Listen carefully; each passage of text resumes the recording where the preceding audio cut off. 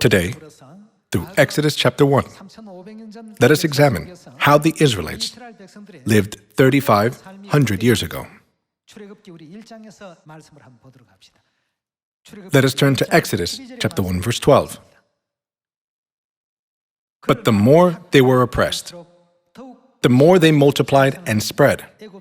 So the Egyptians came to dread the Israelites and worked them ruthlessly. Verse 14. They made their lives. How did they make them? Bitter with hard labor in brick and mortar, and with all kinds of work in the fields. In all their hard labor, the Egyptians used them ruthlessly. There was no freedom in the life of the Israelites. They were always whipped by the Egyptians and under their supervision, especially when they did not meet the quota. They were mistreated even more. They lived such a life as a slave for more than 400 years. So the Israelites started to cry out to God. Let's go to chapter 2, verse 23. It says, during that long period, the king of Egypt died. The Israelites groaned in their slavery and cried out, and their cry for help because of their slavery went up to God.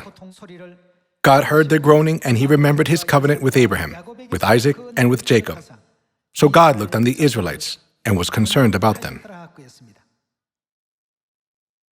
So Moses was sent to them.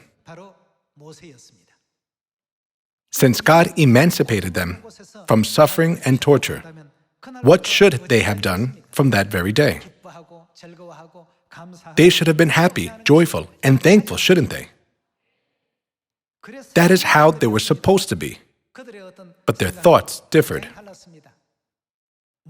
Whenever they lacked something slightly, they said, "Wasn't it better when we lived in Egypt? We don't have the land of Canaan, flowing with milk and honey.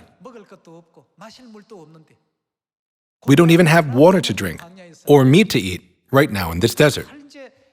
They did not appreciate the happiness and gratitude God granted them, but always looked for reasons to complain.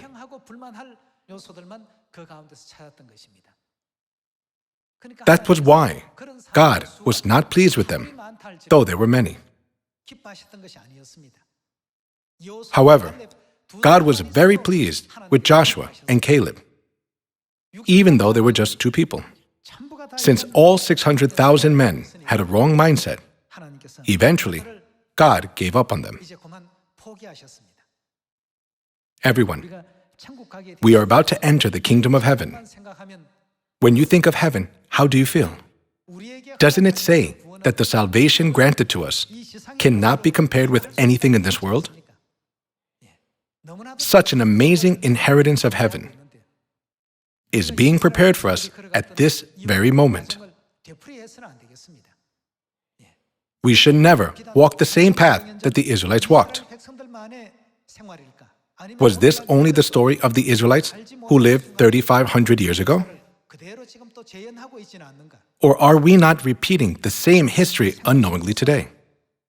In our lives, we must reflect upon ourselves like this and give thanks to God even for the smallest thing. Everyone, even with just the fact that God saved us out of hell, what should our mindset be? We should be thankful and even be dancing. Looking at everyone today, you all have such bright faces. In the past, Mother gave us words about laughter. Why? We should always laugh. From Sunday to Saturday, we are in a situation where we cannot help but laugh all the time. This is how it is with the one who realizes God's salvation. Let us never forget that we are in a position where we should always be thankful. Today, when we reflect upon ourselves through the Bible, we come to think, I am truly the happiest person. But have I wasted time complaining against God instead of giving glory and thanks to God who gives me this happiness?